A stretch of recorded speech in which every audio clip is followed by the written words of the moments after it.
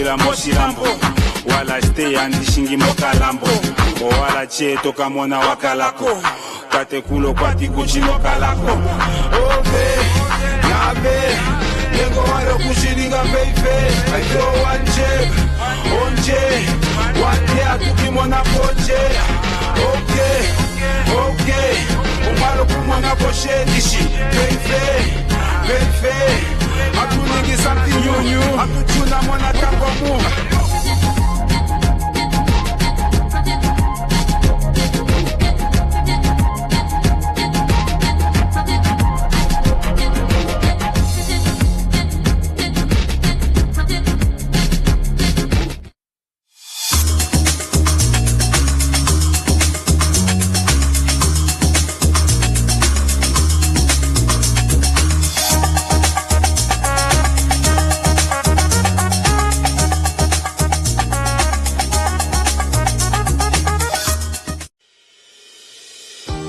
International University of Management, a Namibian university dedicated to its people's future, a hub of abundant opportunities. We are IUM for life. We are IUM.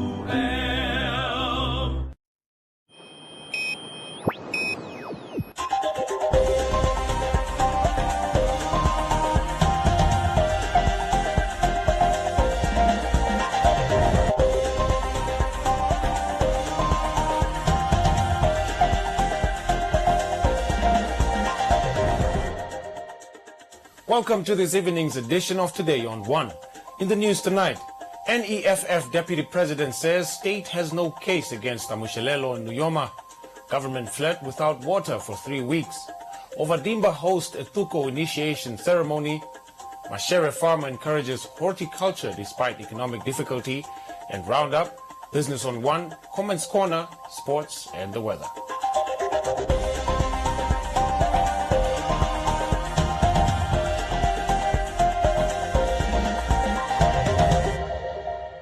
Namibian Economic Freedom Fighters Deputy President Longinus Kalimbo Ipumbu says government does not have a substantive case against fellow party member Michael Amushelelo and affirmative repositioning movement activist Dimbulukeni Nuyoma, thus stating the case is a waste of state resources. NEFF Deputy President and Member of Parliament Kalimbo Ipumbu made the remarks at the Katutura Magistrate Court where the 6 members of the 8 accused appeared on charges of incitement to commit violence and public violence. A ENFF member, Amushelelo, has an additional charge of assault by threat. Magistrate Ninja Ochobes postponed the case to the 28th of July for further police investigation. The court was informed that there are outstanding statements that needs to be obtained from some Chinese nationals, and there seems to be difficulties obtaining the statements.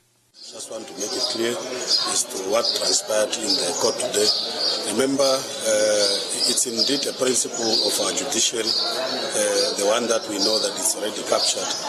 And this case that is running, it's actually a waste of state resources, making sure that bringing this leadership to the court without really a substantive case that the government or the state has. So in actual fact, what we had expected today is still a postponement, of which they did, that the court will be postponed for further investigation. In actual fact, they said for final investigation, 28 July this year. So, but in the meantime, remember we have already appealed with the higher court for a bail application for the 2 accused. And indeed, we also get the 7th of July of the bail hearing. So we are going to view, or to weigh which of the 2, basically on the date that we are going to get tomorrow for the high court, whether we'll go for the high court appeal or whether we'll come back for the bail application again on Thursday. Otherwise, that is what is transpired in court, and just to the nation to know that politicians are the one actually behind this mess, and we are going to count as the process goes that those that are involved will also be brought to book in future. Community member Jeremiah Kushunina was among supporters who appeared at court demanding Amushelelo and Nuyoma to be released on bail. Even the public is not at peace. Those two guys, they are fighting for our people. The people that they can talk for themselves like the voiceless people.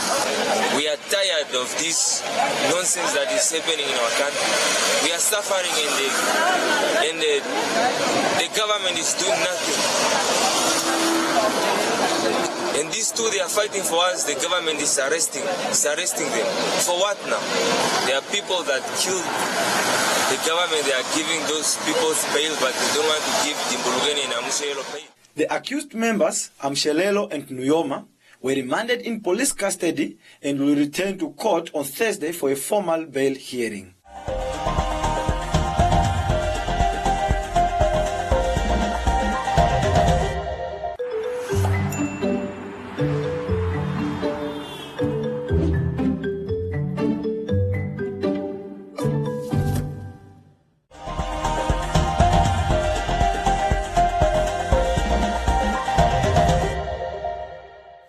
Tenants at the government flats located near the Katutura Old Compound have been without water for more than 3 weeks. According to the tenants, the Ministry of Youth, Sports and National Services owes the city of Windhoek $3.2 million. Community Voices proudly brought to you by Namdeb Diamond Corporation. Good today, better tomorrow.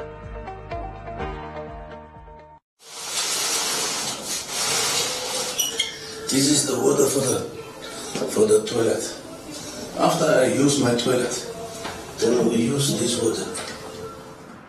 There are 13 apartment units which serve as housing for employees of several government offices and ministries. The residents say that although the building's management, the Ministry of Sport, Youth and National Services, pays for their water to the municipality, the ministry deducts the cost of electricity and rent from their salaries. Today on One spoke with some of the residents to find out how they managed to cope with their water disconnected for more than 3 weeks. How can we stay without water? Our bills for electricity and even from the paying of the flat, it's up to date. That is something which is not acceptable. And currently, we send our kids also away because they was here for a weekend holiday, so that they can, school holidays, so that they can have extra classes and so on. But because of the water, we cannot. And I collect my water in Hoogland Park by my daughter. I am just afraid what will be her account at the end of July. This is something which we cannot accept. This is my second year to be here because I came in 20 years. It's the second year for me to be here, and most of the time the water used to be closed. I just want to say that they must feel pity for the people because now is COVID-19, and you know, in COVID you cannot always say you don't have water. How will you survive without water? And how will the kids survive without water? Staff members from the College of the Arts who preferred to remain anonymous also confirmed with Today on One that the college has also been without water for several weeks and that this is not the first time. Cecilia Campanza, an employee of the Medical and Healthcare College that leases space in the Katutura Youth Complex, told Today on One that the water cut has posed several difficulties for their students. So we have been the whole week, there's no water, so it's affecting our students. Since you can see this one is an institution whereby students have to be access to use the toilet. But now we cannot use the toilet since there's no water. The students are going at the bush, they're inland, that side of B1. It's where they are going to help themselves because they cannot use the toilet. At least the city of Windhoek can provide us with or make our thing unblock or whatsoever that happened, because up to now, even me, I don't know what happened. All of a sudden the water just stopped. They did not tell us that the water is going to be off from when to when. So at least they let them do something so that our toilets and we can be access to our water. If you go that side of the toilet, it's really messed up. There are a lot of students who are coming. Some people, they're even coming from that other side.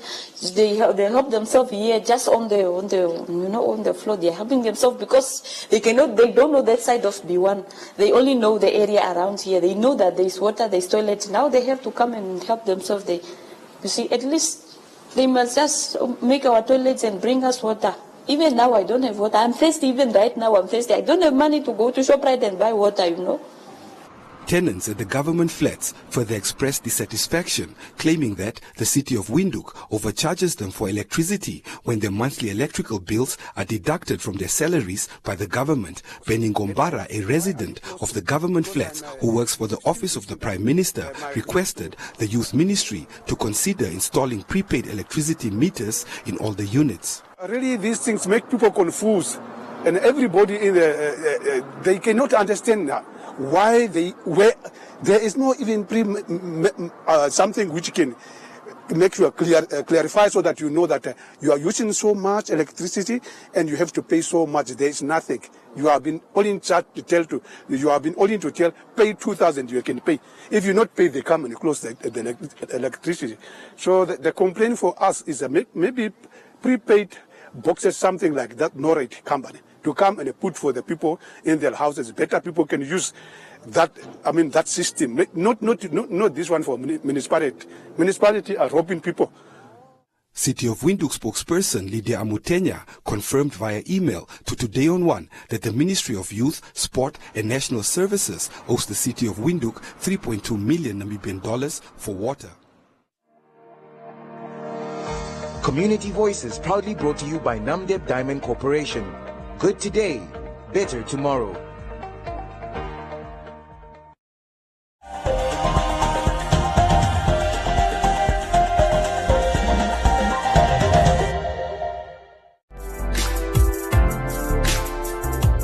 In 1 year's time, I fully expect to see drones delivering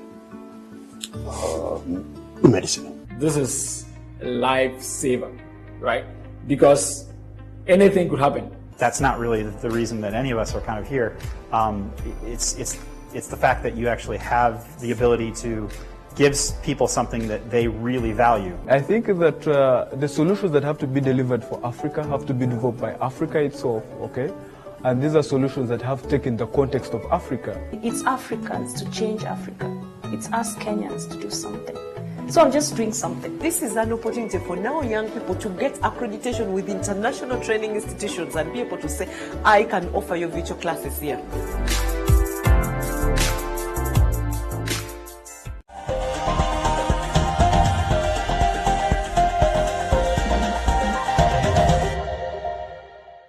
The Ovadimba from Ombazo village in the Kunene region gathered recently to celebrate the Ethuko initiation ceremony, which is a rite of passage marking the transition of girls to adulthood. The ceremony has no set date, but is held when a girl gets her first period.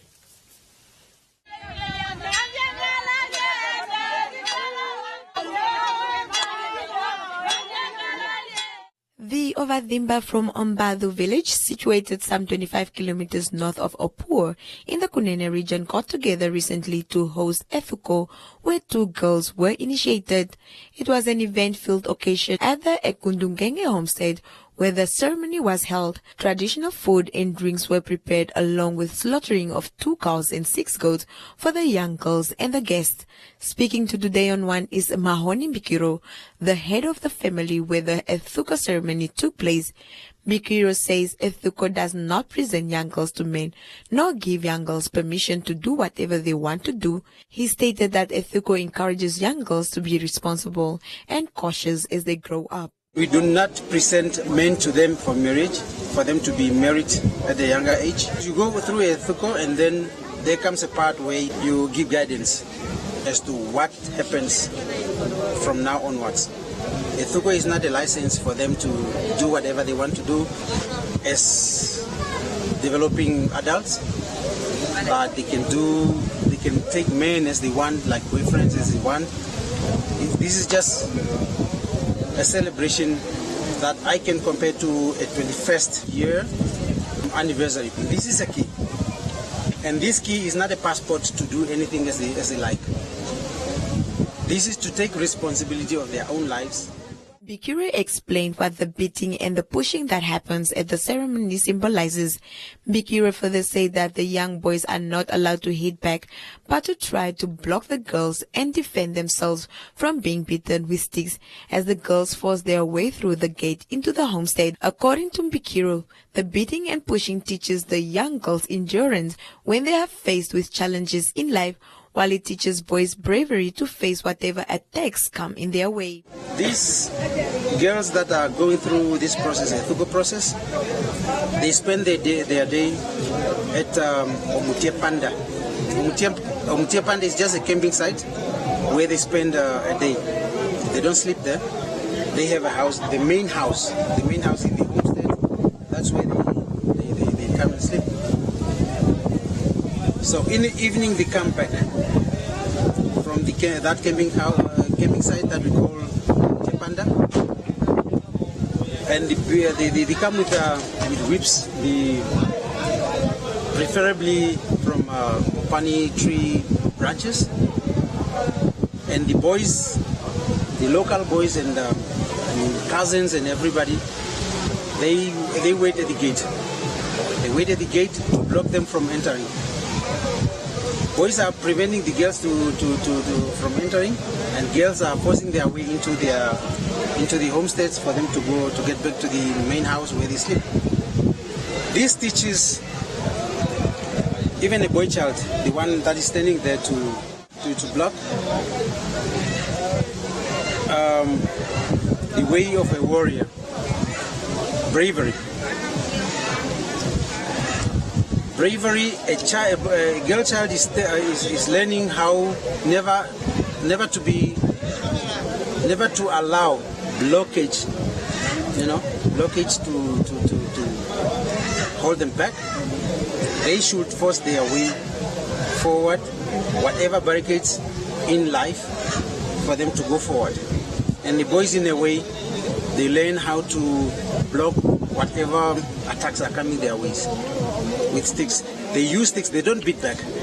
Girls are allowed to beat, and boys are only allowed to block. Mahoney stated that after the initiation ceremony, the young girls will remain children to their parents and will go about their daily lives, including attending school.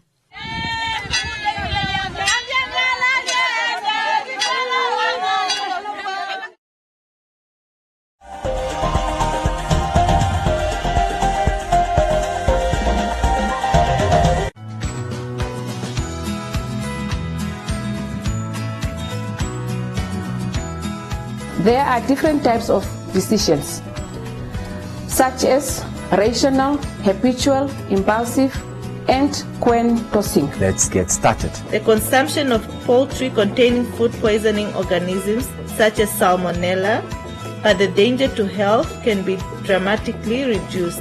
What about other organisms in the animal kingdom? Well, some animals are ectothermic. Welcome to Lesson 5 for Grade 10 and 11 Mathematics. Methodologies and approaches in order to produce relevant and suitable results.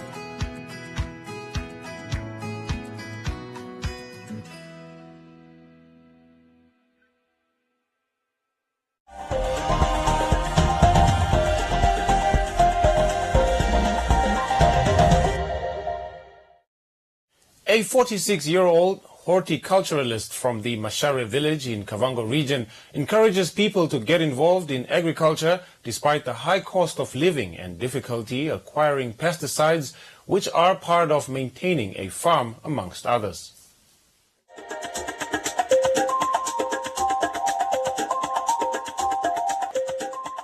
The part-time farmer, Mpareke Elizabeth Runguro from Mashare village, spends her time gardening in spite of how her budget has been affected by the high cost of living and maintaining her farm. Runguro, an employee at the Ministry of Agriculture since 2006, used her skills and began horticulture at her home in June 2021. She told Today on One that her greatest challenge has been the skyrocketing food prices and pesticides due to the rise in fuel prices. However, Runguro encourages people to be involved in agriculture as it is profitable and it is a good practice. We have to do agriculture. To tell you that, especially like horticulture. Horticulture, it's a nice project, and you can even make money. For you not to sit at home every time, bringing stories, just going at the bars, socialized. We must stop doing that. We have to start up. You can even be alone or even the two of you. You have to organize even in your group for you to start even farming in horticulture. Horticulture is a nice project. It can even change your life. Myself, I'm working at the Ministry of Agriculture, as I'm telling you, but I used to be here every day. When I'm knocking off 5 o'clock, I have to be at my garden every day for me to come and help my guys who are helping in the garden. Mpareke says she cultivates flowers, spinach, cabbage, onions, pumpkins and tomatoes in her garden and gets water from the Okavango River using a water pump. Runguro says her customers are street vendors, local people and the Agro Marketing and Trade Agency in Rundu. Mpareke says the gardening is a good and healthy activity and that not even the crucial state of Namibia's economy will cause her to stop practicing horticulture.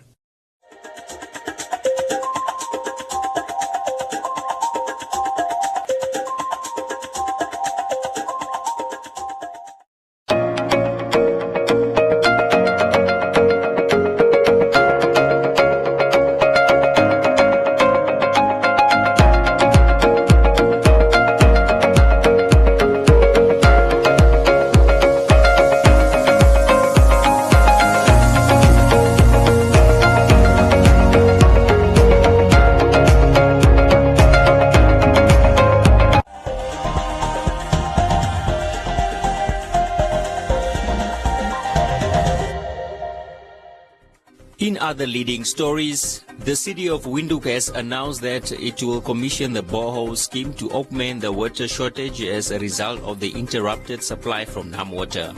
Therefore, they informed residents of 2 planned water interruptions on the 15th of July from 1800 hours and again on the 29th of July from 1800 hours due to planned shutdowns of the Von Bach Windhoek supply line by NamWater for 48 hours. Residents in the Brakwater area who get water directly from the Okahanja Windhoek line are urged to make alternative arrangements for this period as they will have no water.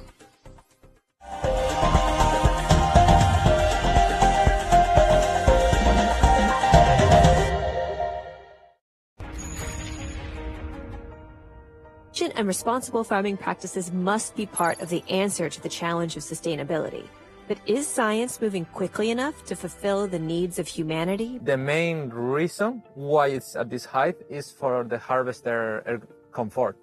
So right now in California we have a labor shortage. There is not as many people who want to do the work of harvesting strawberries. It's really hard. I think one of the differences between being an indoor farmer and an outdoor farmer, in a greenhouse in particular, we try and take advantage of the best of both worlds. I would say, either someone has got a family characteristic that they just say, you know what? It's a female that says, I don't want my dad's nose. Yeah, I could see that. Okay, and yeah, it's pretty obvious, and we'll get you back there and get it all fixed for you, okay?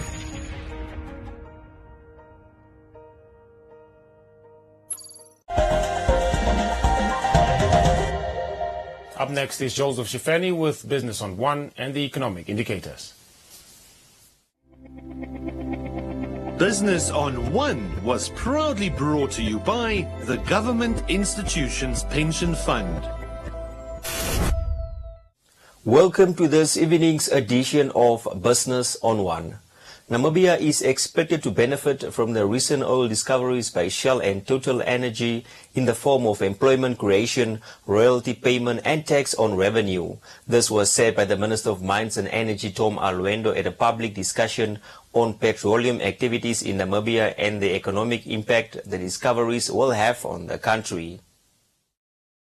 Tom Alwendo said from the revenue to be generated from the recent oil discoveries, Namibia will get up to 55% of the revenue, and apart from ownership, other benefits include value addition and local content to be provided to the oil industry, which Alwendo notes, if well done, is more impactful to the economy. The ministry has drafted a local content policy with the idea to discuss it with the public and get inputs on it. In terms of what I've just said, in terms of the royalty, in terms of the taxes, and in terms of additional tax or additional tax you can get, the model shows that we are actually going to get up to 55% of that revenue. And on top of that 55% of the revenue, you also get your reward on your 10% should there be profit being made on that. And therefore, you do not only really get benefit from ownership, and this is where the local content issues come in. In other words, how much value can be created within the economy simply because you now have discovered oil and gas. And that come in terms of goods and services that has to be provided to the oil industry. Now, that local content, for me, is even more impactful to the economy. If well done, you can actually get more value from this than you can get from the direct revenue that you get from the oil sector. For example, you can think about this is a very highly sophisticated industry. You can think about the engineering service that must be provided to these companies. Transportation, you can think about the catering, you can think about the FSOP that need to be constructed. And I think, for me, that is really where the value is going to come from. The question, though, is this, that are we, as Namibians, are we ready then, through our entrepreneurs, are we ready to be in a position by the time those services are required? Will we be in a position actually to provide that service to the oil industry? Because it will make no sense for us to demand that the engineering service must be provided by Namibian companies, whereas we know very well that we don't have companies like that that are ready. And therefore, the question really we need to start to ask ourselves, how do we put ourselves in a position that we are ready to provide this service when it will be required? Whether the oil discoveries will be a curse or blessing, Alwendo explained that it can be a curse economically, as all other sectors could be neglected, and also in a way of socio-economic issues such as external influences, which can be destabilizing, leading to security issues. Alwendo further adds that these oil discoveries do not mean cheaper fuel prices for the country, as fuel prices will depend on what it costs for the fuel to be refined. You see, having crude oil is not the same as having fuel. Totally different product. So you need to take the crude oil, refine it, and when you refine it, obviously you incur cost, and therefore the price of that fuel will depend on your refining cost. Number one, on your production cost, plus your refining cost. That gives you your eventual price for fuel. Now, if it's going to be cheap, it's only because if we now have a refinery, if it's going to be cheap coming from your own refinery, it's only if your refining cost and your production cost is lower than anywhere else. If it's not, there's no way it's going to get cheap. And when it's also deep water production, it's much more expensive than the people who, for example, in Saudi Arabia, where the oil is onshore and it's not really so much deep, and therefore the extraction cost for that oil is much cheaper. Now, it can become a curse in two ways. It can become a curse economically. It can also become a curse in a way of socio-political issues. On the economic side, for example, it can become a case if we suddenly, because we've got oil and gas, which is going to get us a lot of revenue, somebody talked about 3.5 billion, maybe less, maybe more, but that's a lot of money. Suddenly, because we do have that revenue, we decide to neglect all the other sectors of the economy. We no longer want to do agriculture because we say, look, we've got money, we can always buy our food. We no longer want to do the fisheries because, fish is not really, this is more money. No. We somehow neglect all the other sectors.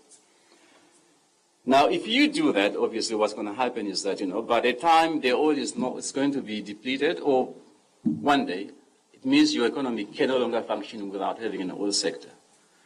That's why it can become a case such that you're really just focusing on one and you neglect all the other sectors of the economy. In February this year, state-owned oil company the National Petroleum Corporation of Namibia and its partners Shell Namibia Upstream BV and Qatar Energy announced that the Graph 1 deepwater exploration well made a discovery of light oil in both primary and secondary targets. NAMCO in a statement said the exploration proved a working petroleum system for light oil in the Orange Basin offshore Namibia, 270 kilometers from the town of Oranjemund. Business on One was proudly brought to you by the Government Institutions Pension Fund.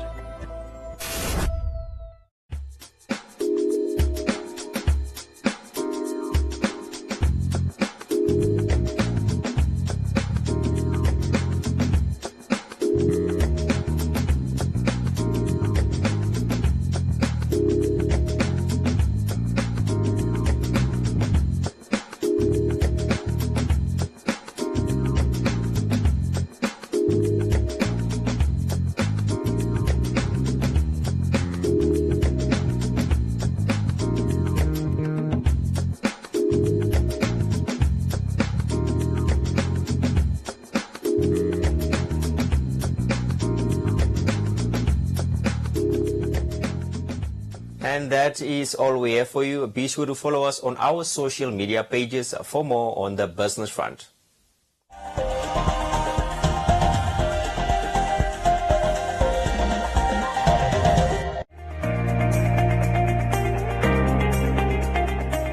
The word marries you, when the word rules you, you'll have access to the power, access to the anointing that can establish prosperity in your life. Everyone prays, but not everyone experience the power of God. Keep this word. Meditate on this word day and night. In everything, you carry the word with you, because the word finds space in your heart.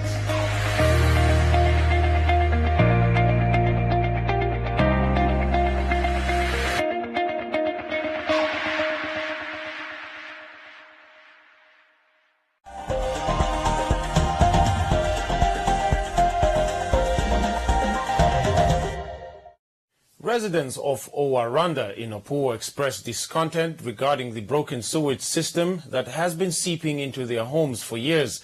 The residents claim that they do not only have to put up with the unbearable stench, but their children also play in the dirty and stinking water as the unfenced sewage system is close to the settlement. Romano says the ruling party should visit the settlement. Sierra says, why not the Popular Democratic Movement?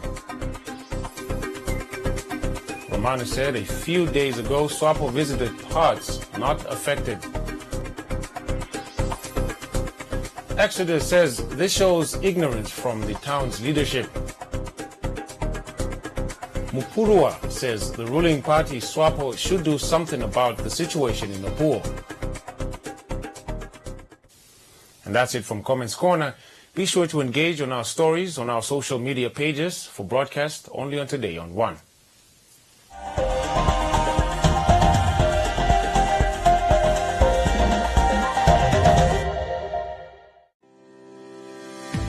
Win free airtime with Learn on One. Tell us what's your favorite subject on Learn on One and win $50 airtime. SMS your answer, name, age, and the town you live in to 555. Standard T's and C's and SMS rates apply.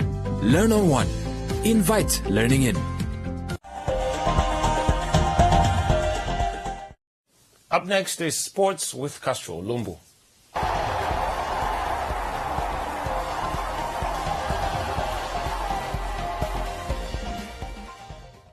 Welcome to Sports on One. I'm your host, Castro Ulumbu. A renowned football administrator, Julian Garrises, voiced her desire to see more female administrators and sports officials involved in the sport. The 53-year-old, who is employed as a call center supervisor, has worn different hats in the women football fraternity, including the vice chairperson of the Women's Football Super League from 2018 to 2019. In an interview with Sports on One, Julian Garris has expressed her desire to foresee more women taking up administrative and sport official roles in the game.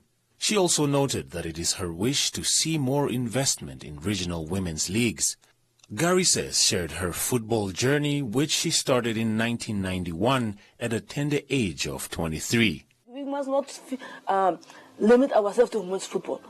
I serve on all of them. I serve on Commerce Second Division. I serve on the highest level of football.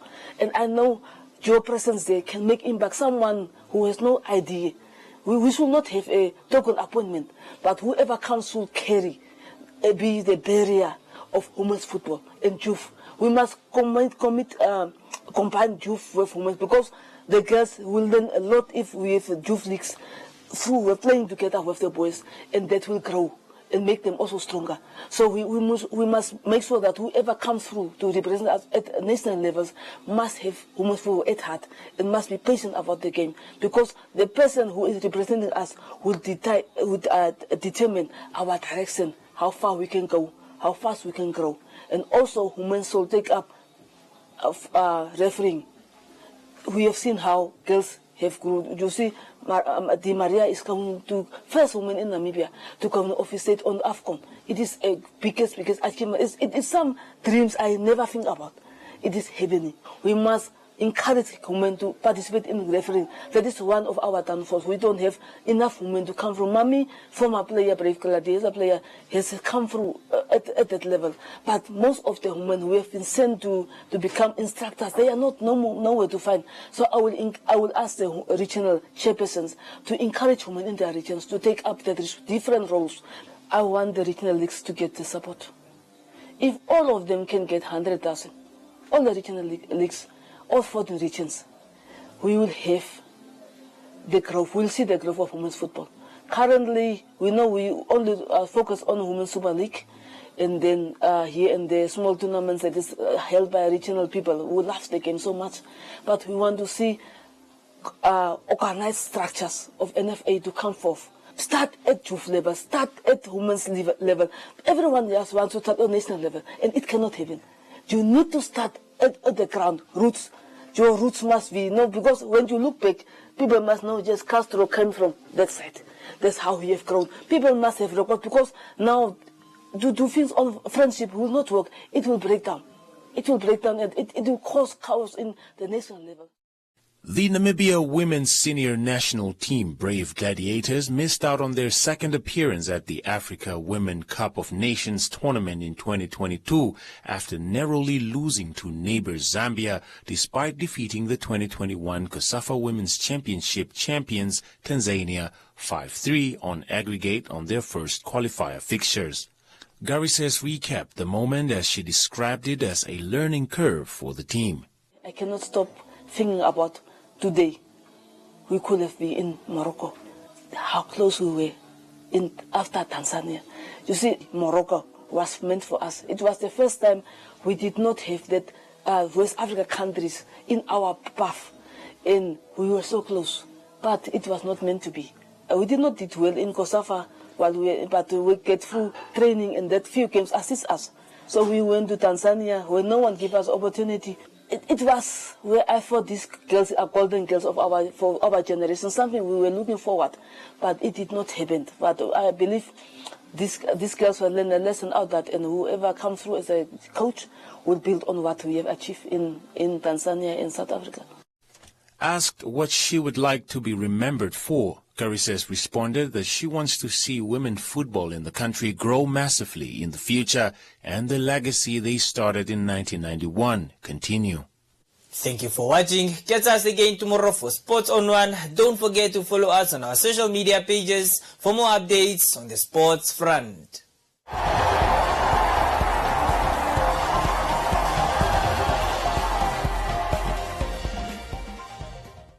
Thank you, Castro. Now let's have a look at the weather forecast.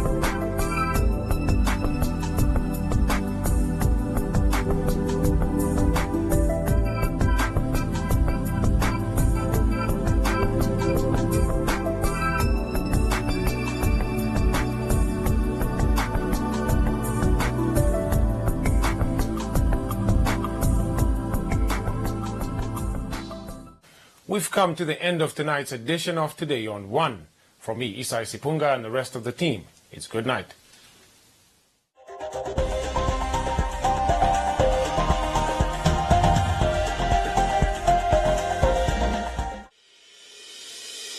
The International University of Management, a Namibian university dedicated to its people's future, a hub of abundant opportunities. We are IUM for life. We are IUM.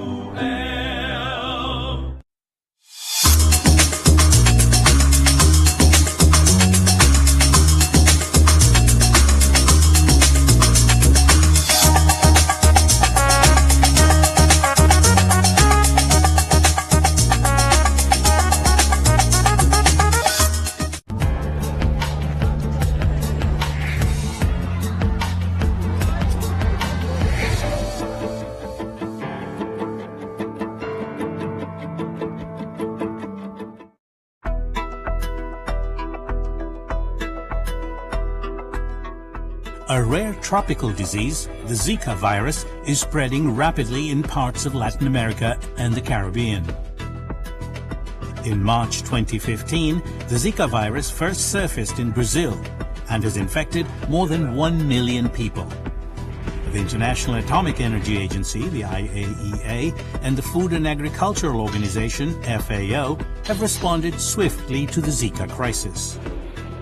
These UN agencies came together to make available a nuclear technology that controls pests by rendering the males infertile with radiation. This is called the Sterile Insect Technique, or SIT. A group of scientists from around the world gathered in Brazil recently to examine SIT's effectiveness. They have concluded that SIT is an efficient, safe, and environmentally friendly technique to control pests and fight diseases such as Zika. Conceived in the early 1930s, the idea behind SIT is a simple one. It involves bringing the insects into a laboratory, rearing them in large numbers, and sterilizing only the males with ionizing radiation such as gamma or X-rays. For SIT to work, millions of sterile male insects must be released into the wild for several months to outnumber the fertile ones. What's going to happen is that these sterile males are going to seek out the virgin females, they're going to mate, but there's going to be no offspring. So there's going to be reduced population replacement, and you will see that after a while the target population is going to go down. At the IAEA's Insect Pest Control Laboratory in Siebersdorf, Austria, entomologists have been developing and improving this technique for over 50 years. It's already been used in around 25 countries, mainly to tackle pests, such as fruit flies and tsetse flies. Experts are now developing techniques for the mass rearing of mosquitoes and transferring them to countries affected by Zika to help them integrate SIT into their pest control programs. Over 100,000 mosquitoes from 3 different species are kept here. Special attention is being given to this one, the Aedes aegypti, which is responsible for spreading the Zika virus. What we have seen in the past is that Aedes aegypti control with conventional control tools has not been very successful. So we consider this as one additional new tool that could be used to integrate with the conventional methods. Scientists have created a special environment for the entire life cycle of the mosquito, from the egg to the larvae, to the pupae to the adult. The pests live, feed and mate in large, specially designed cages. Thorough research has determined the right dose of radiation to sterilize the males without damaging them or affecting their mating ability. In a further step to help countries tackle the Zika virus, the IAEA is providing portable equipment for the rapid detection of the virus. Training scientists from the affected countries to use this system is also underway. When fully implemented and used alongside other control methods, the sterile insect technique could help countries reduce the numbers of mosquitoes and cope better with the diseases that these small but deadly creatures can spread.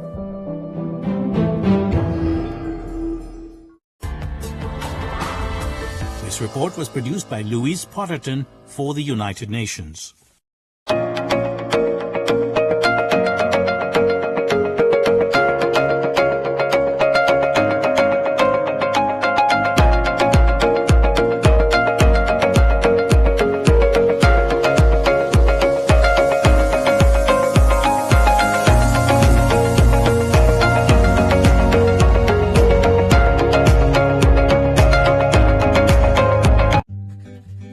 Prevention is important. Help prevent the spread of illness and keep yourself and others well. Hand washing is one of the most effective ways of preventing the spread of germs. Wash your hands regularly with soap and hot water, scrubbing your hands thoroughly for at least 20 seconds.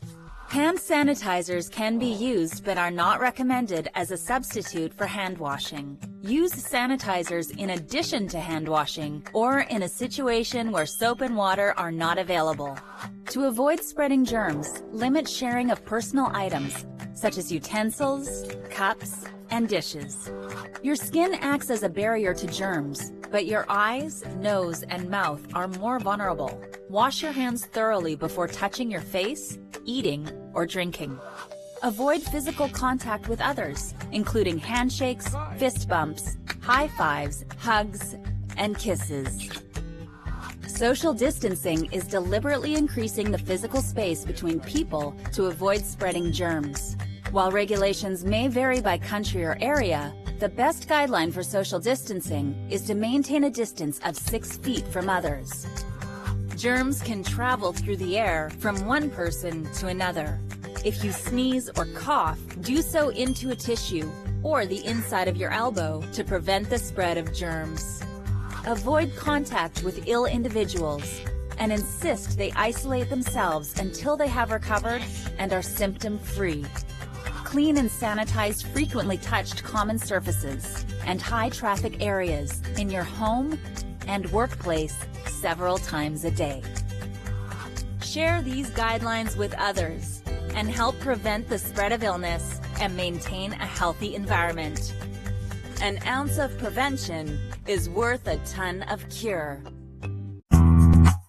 Honestly, I've never been so anxious to like flip a card. In your whole life? My whole entire life. I think it's because I'm probably used to like a you used to having the information in advance. you know, I'm like, I know what I'm gonna ask her more. Now I'm on the other side and I'm just like, can we just and I can't flip the card up until it's my turn, right? Yeah. Let's have a conversation. I think for me, art is important. Ooh. Art is everything. But I think first of all, it's important. I think again, you know, it's about being a nice person, isn't it? You know, just because somebody's being nasty to you on the road, or you don't necessarily have to be the same as them. Always were told you needed to have X, Y, and Z. Like at school By already, this they're telling you age, what do you want to be. You're like, I don't even know what I'm now. I'm going to know what I'm then. I like football. Relax. Let me just get through today. This is a nice question. Okay. Let us Is hear it about... No, I wish it was. I wish it was about, but it's not.